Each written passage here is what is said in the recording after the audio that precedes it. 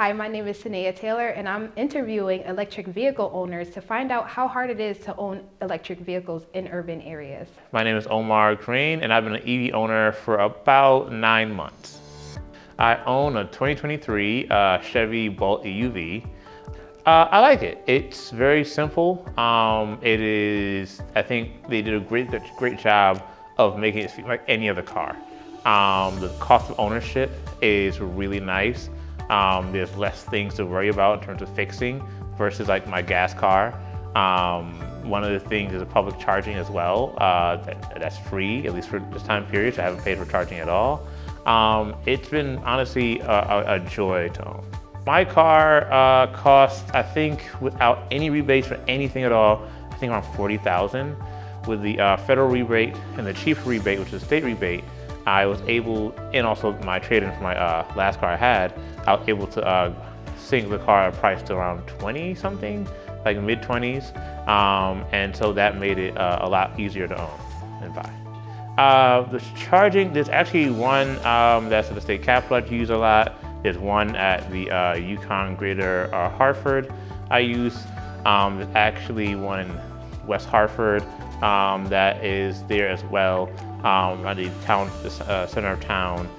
Those are what I mainly use, but there's a good amount of others as well that are public free charging. So there's one at Swift Factory that's in the north end.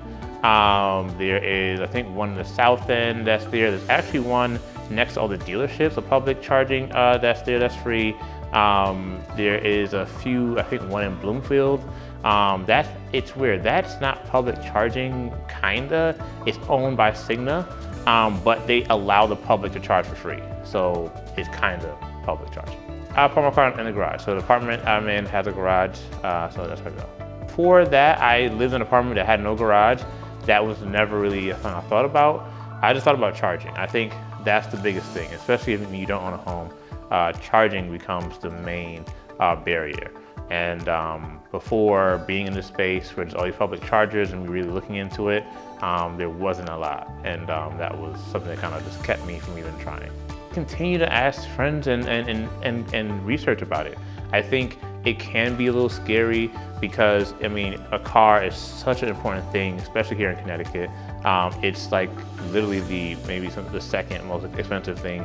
And so I can get there's a lot of apprehension, a lot of people that's like sort of timid.